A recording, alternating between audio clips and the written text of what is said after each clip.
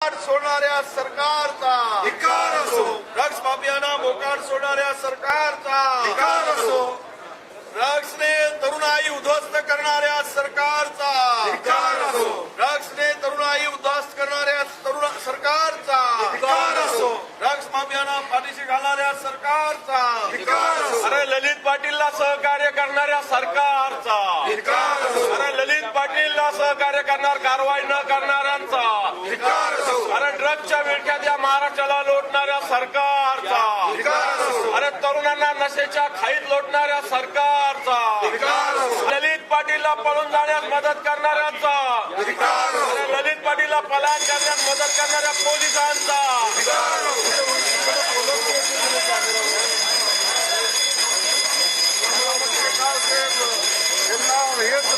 काहीतरी तिकडनं बोलत आपण येतोय की नाही, त्यामुळे इथं वेळ पोचताना ह्यांना बाईटच मिळत नाही, तिथंच बाईट जातो सगळ्यांचा ललित पाटील नावाचा जो ड्रग्स माफिया या महाराष्ट्रात आहे, तुम्ही पाहिजे ह्यात. या ललित पाटीलच्या नावानं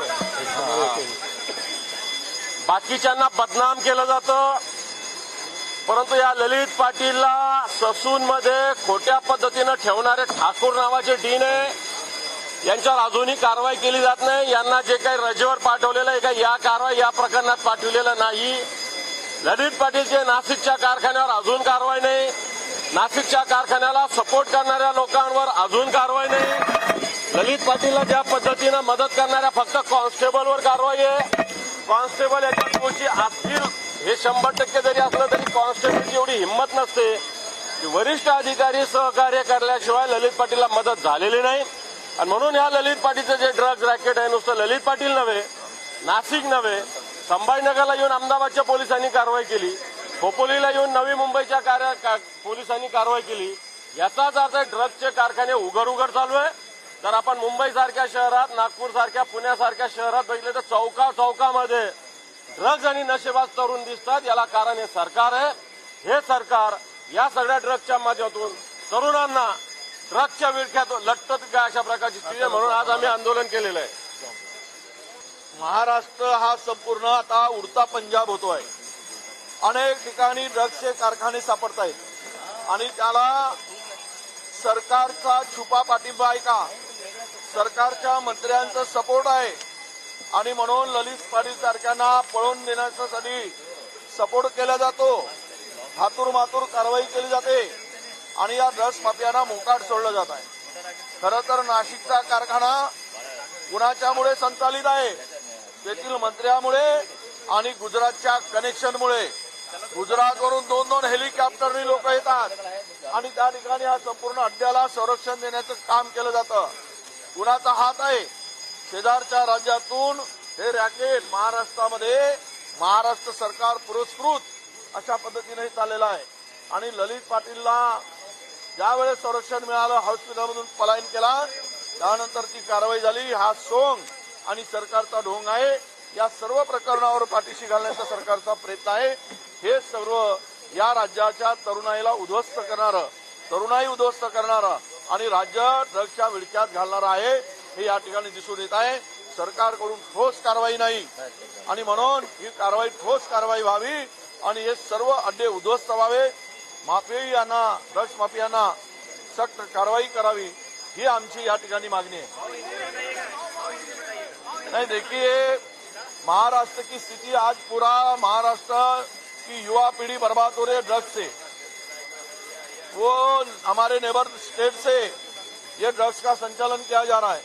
राज्य के अंदर ललित पाटिल जैसे बड़े माफिया को संरक्षण मिल रहा है, उनको पलायन करने के लिए मदद मिलती है और उसके कार्रवाई में सरकार की कोई गंभीरता नहीं दिखती, सरकार सीरियस नहीं दिखता है. और ये सब जो ड्रग्स का अड्डा महाराष्ट्र बन चुका है, ये सरकार पुरस्कृत है. इनमें पूरे के पूरे मंत्री, बहुत सारे मंत्री इसमें शामिल है, उनके नाम सामने आ रहे. आज नासिक में जो अड्डा चलाया जा रहा है उसमें गुजरात से 2 हेलीकॉप्टर लेकर आके ये अड्डा चलाया जाता है और उनके ही माध्यम से अरबों रुपया इस माध्यम से वसूल किया जाता है और सरकार के प्रतिनिधि, सरकार के मंत्री वसूल कर रहे हैं. इनका पूरा वरदस्त है. तो ये सब भांडाफोड़ करने के लिए हमने बहुत कोशिश की, पर यह सरकार को उनको संरक्षण ही देना है, कार्रवाई करनी नहीं है। जब तक कार्रवाई नहीं होती है हमारी मांग जारी रहेगी।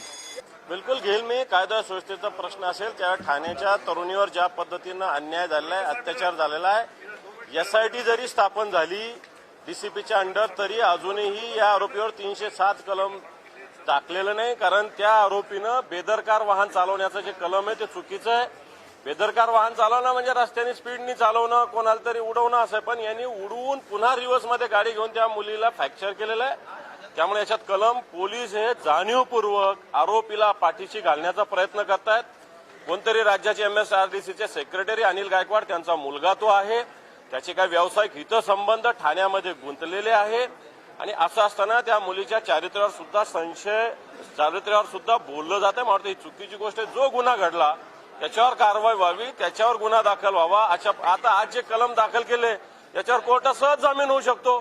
पोलिसांनी असे कलम टाकले की त्याचा सहज जामीन होईल, परंतु 307 कलम अजूनही पोलिसांनी टाकलेलं नाही। हे महाराष्ट्र हे काही कोणाच्या घरचं गाव नसतं, कोणतंही ठाणे असेल कोणाचं घरचं नाहीये ते, या महाराष्ट्रातील जनतेचं आहे, कायद्याचं राज्य आहे आणि कायद्याचं राज्य आहे म्हणून कायद्याच्या पद्धतीनंच कारवाई करावी लागेल।